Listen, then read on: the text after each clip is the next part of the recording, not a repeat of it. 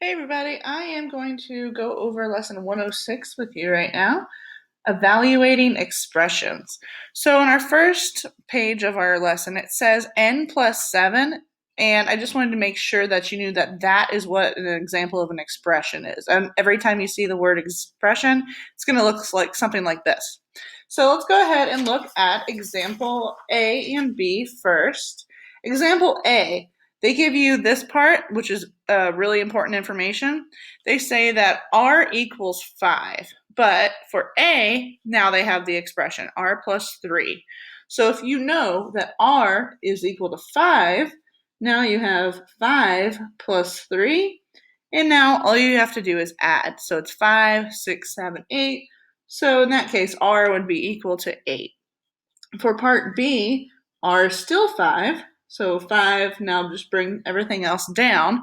5 minus 3 is 2. So in letter B, r would equal 2. Now let's look at C. C is where it gets a little tricky because all you see is 3r and they are right next to each other. Every time you see that, just remember that that means, we've seen it like that before, that means that it means 3 times r. So 3 times r, if I still know that 5 is r, that is just saying that 3 times 5, and we know that that is 15, so r would equal 15 in that problem. All right, so now I'm going to jump down to your lesson practice. Lesson practice A says if m equals 12, what is the value of m minus 10? So m minus 10 is our problem. We know that m is 12. So 12 is m minus 10. So our answer for that one would be 2. Next one, lesson practice B, evaluate A plus B when A equals 9 and B equals 15. Well, I know A is 9 and I know B is 15. And they want us to solve for A plus B. So I'm going to go ahead and do that. And when I add those together, I am going to get 24. All right, let's go ahead and jump down to C. C says, what is the value of xy when x is 6 and y is 7? Remember, when they're right next to each other like that, that means you need to multiply them. So xy is 6, x is 6, and y is 7. So that just means 6 times 7, and that is going to be 42. All right, I'm going to go ahead and flip my page really fast.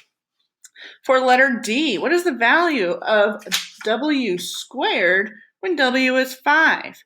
So remember, squaring is not multiplying by 2, but multiplying by that same number.